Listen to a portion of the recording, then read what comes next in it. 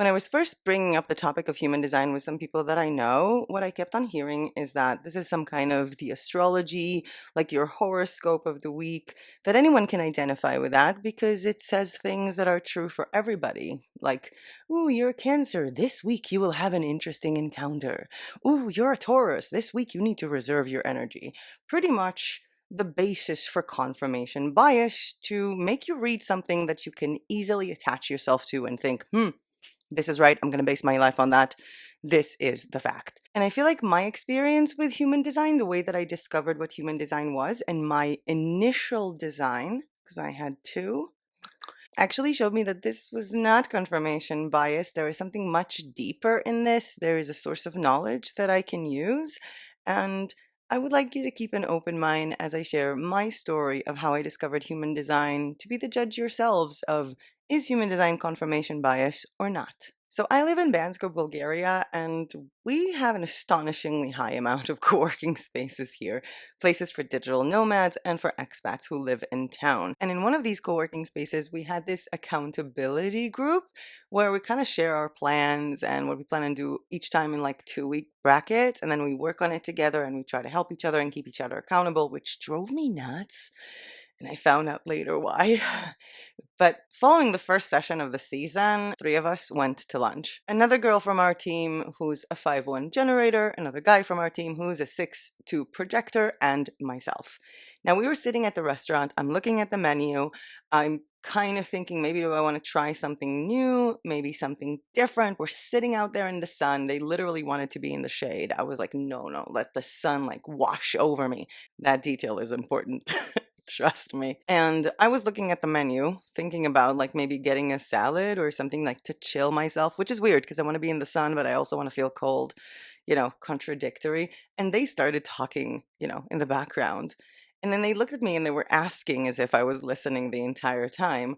And I thought they were like using the word manifestation or something. And one of them looks at me and goes like, the projector looks at me and goes like, you're a manifesting generator, right? And I'm like, I have no idea what you're talking about. This sounds like law of attraction stuff, and I really don't believe in that. And he's like, no, no, no, you're a manifesting generator because you have all of these ideas and then you go and do all of them. You have like this endless energy that never stops. And I'm like, huh? Have you met me? I mean, he has in public and he sees all of my ideas rolling from each other, but he never sees me going on and crashing at home. And this was like around 12ish. We were having lunch and everybody was supposed to come back to the co-working that day. And then he was like, are you coming back with us? And I'm like, no, we've been here since this morning. I'm going to go home and take a nap. And he looks at me and goes like, I think you're a pure manifester. And I'm like, uh-huh. Yeah, yeah, yeah. You're like the fire starter. And I'm like, other than the fact that I'm a bit of a pyromaniac, um, good for you. We finished lunch. They went back to the co-working to complete the day. I went back home to nap. And then when I woke up for my nap, I decided to research a little bit about human design and my jaw dropped. I'm going to pop in on the screen right now the chart that I saw when I first discovered, my human design. And the first thing that popped into my head was anger. Yeah, that explains a lot. And then I started reading about a motorized throat, and I'm like, that sounds about right. And a lot of things here made sense. I mean, the fact that I'm dry kitchens, whether wet or dry. I think the first time that I did this chart, I was using Jenna Zoe's chart, which looks a little bit different. Now I'm using my own system. But the kitchen thing really popped up because, like, Manifestor is so bold and, like, tells you the truth in your face, informing. Yeah. And the kitchens, I feel like it also describes me like kind of like I'm also a Cancer sign. So it's kind of like, a friend comes over and they have a hard time in their life. And I'm just basically just lashing at them, telling them how much they put themselves in this position, gives them the plan how to get out of it. But hey, do you want a homemade cookie? So that really adjusted with the kitchens. I am always the host. I love cooking. I literally had my working desk in my living room facing the kitchen instead of facing the window, which has the most amazing view of the mountains. So a lot of things here added up. Also, my cognition being touch, which from my understanding, like your cognition was also like your biggest boundary. And yeah, if you put a hand on me and I don't want anyone touching me in that moment, and I tell you once, the second time I will tell you very loudly that there will not be a third time.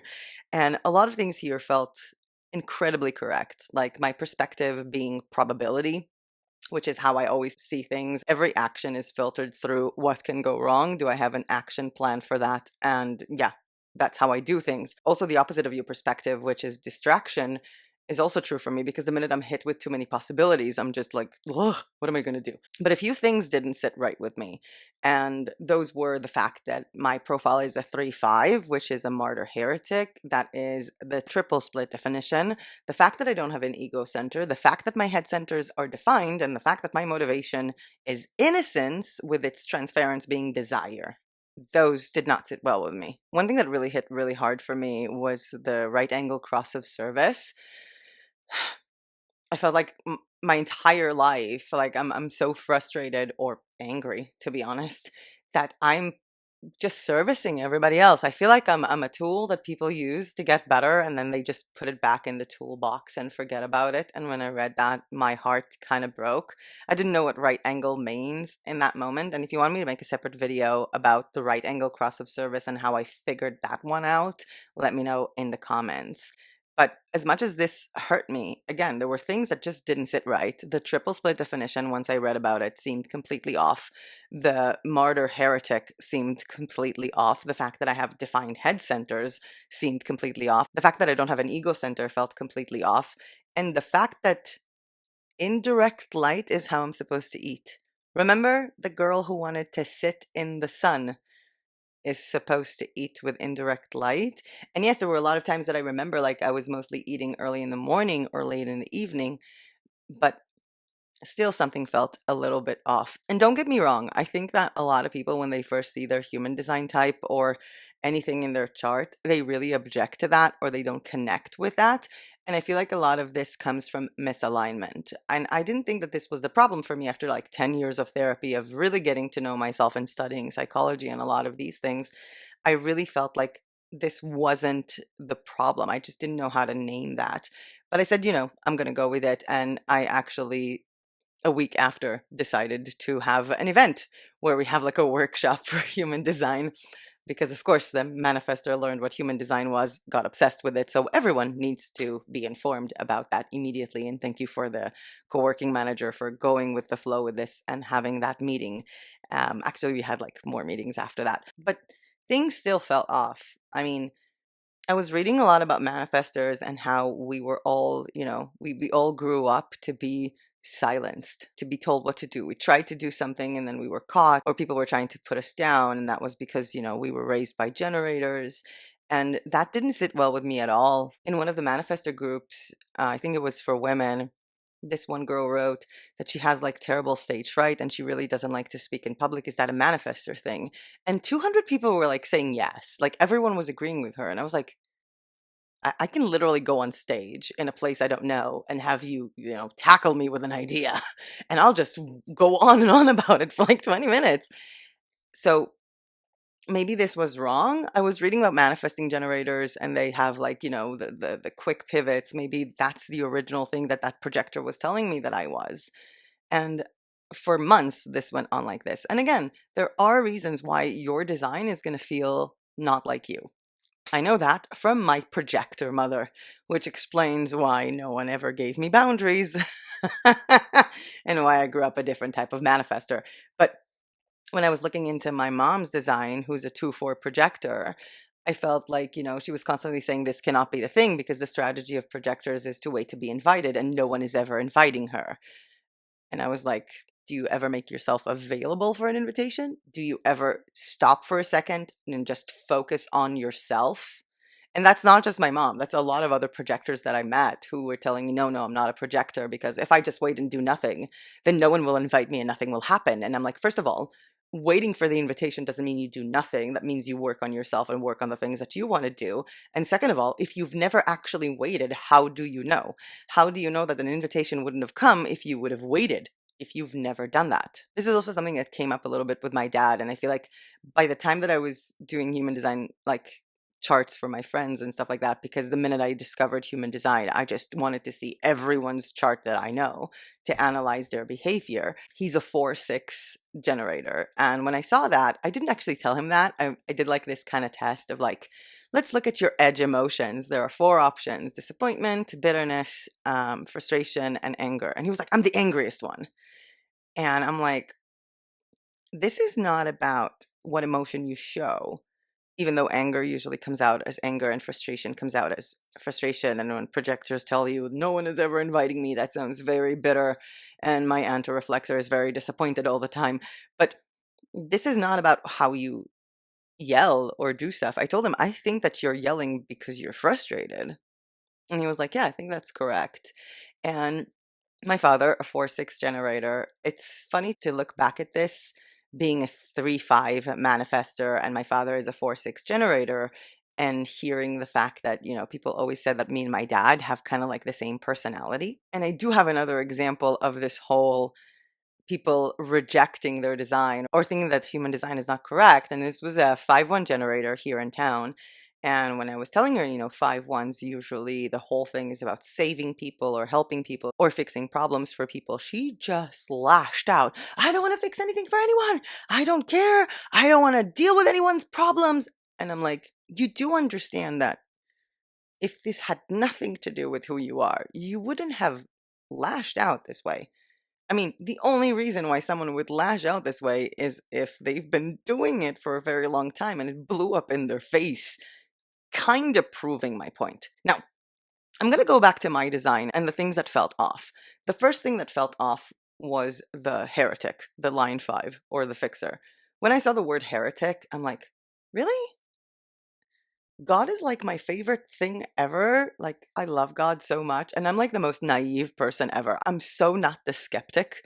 Like, if someone says something, then I just believe them. Maybe I'm stupid, but I'm really not that much of a skeptical person. And as much as I want to help people, I find the whole concept of fixing someone to be flawed. I never try to fix people. I kind of want to show them a way where they can help themselves. And I'm not saying being a line 5 is wrong or being a fixer is wrong. No, not at all. I'm just saying it wasn't something that I felt comfortable with. And as for the being a line 3, being a 3-5, the martyr, I was reading about that. This is like trial and error and the tendency to blame other people if you can't find the lesson from that. And yes, I identified with that, but I felt like, you know, can you change? I mean, every line, every profile line can evolve. People with a line 5 who try to save everybody and fix everything can grow and evolve and learn about themselves. And through this self discovery and being authentic to themselves, realize no, not every problem is yours to solve or mine to solve. Not everything needs to be fixed by me. And that is evolution. And the evolution of a line 3 as well is to lean more into learning from your mistakes rather than to blame other people or shame yourself when these happen. But to be honest, there is no evolution of a line 3 when they kind of one day just stop experimenting. And I felt back then that like a few years ago, I just stopped being a line 3. Is that even possible? I was reading about the triple split definition. It felt super off. I mean, the whole concept of understanding things through your centers and me basically calling one person. Every piece of information I have the one person I go to for that, unless it's a very specific thing, and then I go to a different person. But it's always kind of like I feel like my two parts of me need to talk to each other, kind of like a split definition. So I didn't really identify with that either. And I also really didn't identify with the motivation of being innocence. I found that this was like the furthest motivation that would ever motivate me. Hey, let's just do it and hope for the best. Or going after things because you're optimistic. I'm not saying I'm not optimistic, but that really felt off. And the transference of innocence is desire. But this is the one I connected to with the most. Am I that far off track? Am I so out of touch with myself? And not to mention the whole indirect light thing. And yes, I have a very big issue with light. I'm barely handling the studio lights here. I go outside, the sun is out, and I would put my sunglasses, even if it's -5 degrees, and the sun is barely there. But I love sunbathing, especially when I eat. And this went on again for months.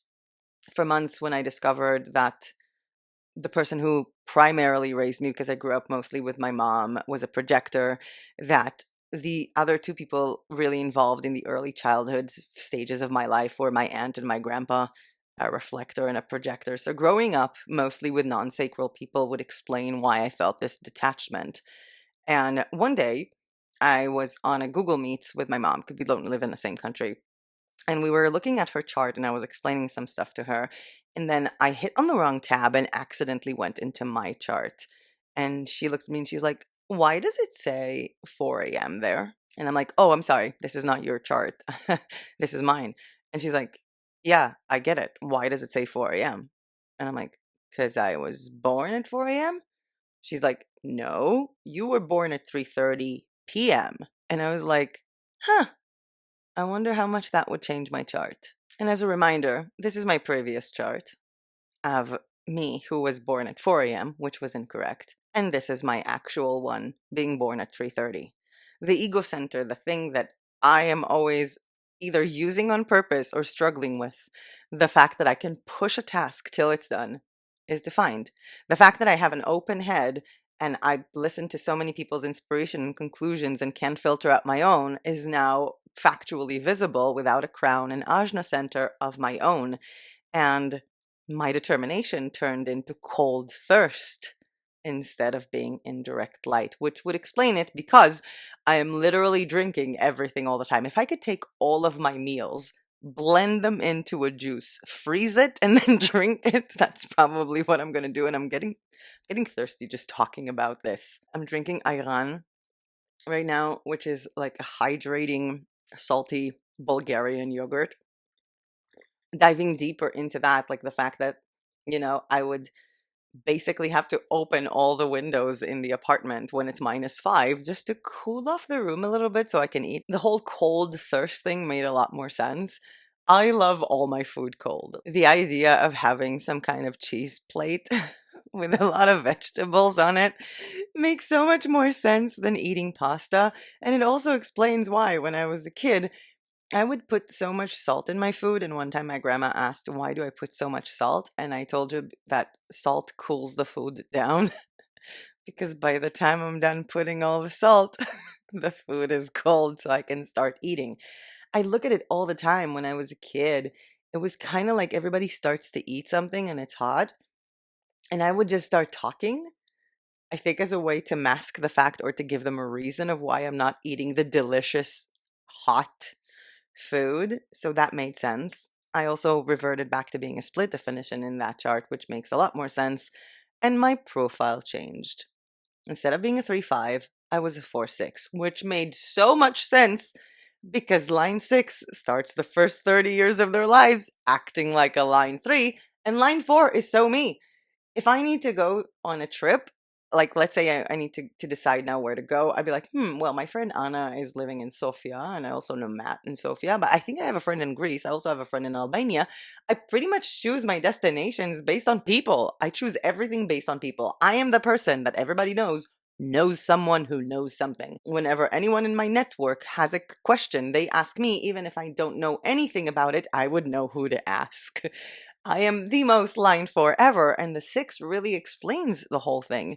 And when I saw that, when I saw the cold thirst, when I saw the fact that I'm a 4-6, when I saw the fact that now desire is my motivation and innocence is my transference, things made so much more sense to me. It also explained why people told me that me and my dad have different energies, but we're kind of like the same person in terms of personality, him being a 4-6 generator and me being a 4-6 manifestor. And to be honest, I don't have a way to conclude this video. I'm going with my motorized throat and a very little bit of a script, but I feel like this is a very crucial piece of information. Not just my story, not just one person's story, but the fact that some things can feel out of alignment because you've never tried them the other way around. I mean, human design is supposed to show you who you were born to be or to do, and then life happens. So, yes, things can change. I have seen people who had, the least consecutive appetite of them all, but because of an illness they had to eat in specific hours. That doesn't mean that this is what you were designed to do. This is just life happening to you. I have seen a lot of people reject their design saying that this is just confirmation bias for everyone else and they're above this mostly those with the gene key of vanity, but that's a different topic, or the genetic trauma of denial.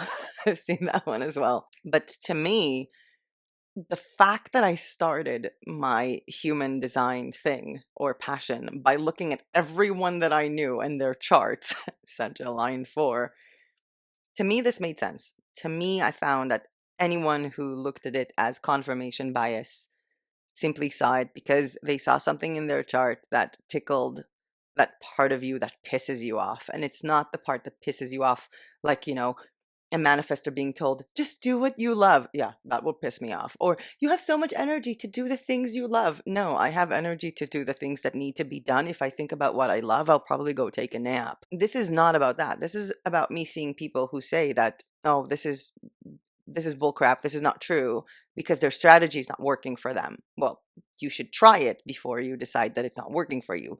Or that they misunderstood the edge of emotions, our signature and not self theme, to the point where they're identifying with someone just because it's the expression of that emotion. I mean, I've seen manifestors sit in anger for 3 days, not even saying a word. They don't look very angry or very manifestory, I guess. And again, with my dad, who is a very loud person, an expressive person, love you, dad, if you're watching this video. And again, he was yelling, he was showing anger because he was frustrated. And I can also tell you that on my late grandpa, who was a 3-5 projector, who was yelling a lot because he was bitter. And I feel like that also opened up like a whole new thing for me, because I feel like I'm one of the only people in my family who actually had a relationship with my grandpa, because whenever he was raising his voice and he was yelling, everybody was pushed back. And whenever he was yelling at me, I was just like, I can yell harder if you want. But that, I guess, is a different story. I was really thinking about doing something about the kind of symbiotic relationship of my family growing up with mostly non-sacral people. Not to mention my manifesting generator grandma, who, yes, she raised me, but I guess it was a bit of a later stage that I spent more time with her. My earlier stages were with just non-sacral people. I was thinking about maybe making a video about that, and I have so many video ideas, and obviously I have notebooks and notebooks and notes all across this apartment covered in ideas for future videos. But to be honest, I thought that this would be a cool video to start this journey on YouTube. Starting a second journey on YouTube, I have to say, or a third or a fourth, because I am a full-time content creator on a different channel for 5 years in 2 days from the day of filming this. 5 years from I opened my first channel in January 7th. I'm babbling on so much. Weird way of starting a channel that talks about human design. Is human design confirmation bias? But I hope that I answered this, or at least shared something with me, because I don't know. I kind of felt that this is the first video to go. Maybe it's kind of like sarcastic. I should have started with, is human design a cult or something? I just like to piss people off.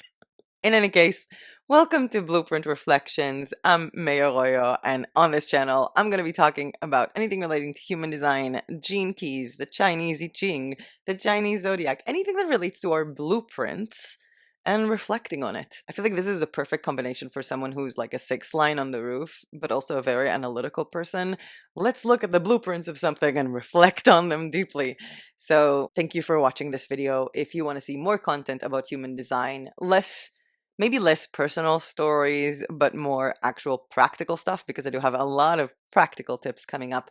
Feel free to subscribe to the channel, and you can also visit blueprintreflections.com for loads of free information and free downloads, as well as other resources when it comes to human design, I Ching, and other cool stuff. I also started this new series about Chinese zodiacs in the year 2026. We're going into the fire horse. We were shedding the snake. There are 3 publications over on Substack, and the manifestorblog.com, which is dedicated only for manifestors, usually with manifestor merch, another publication on Substack. And I'm babbling. I don't know how to finish this video, so I'm just going to say thank you for watching, and I'll see you next time. Bye!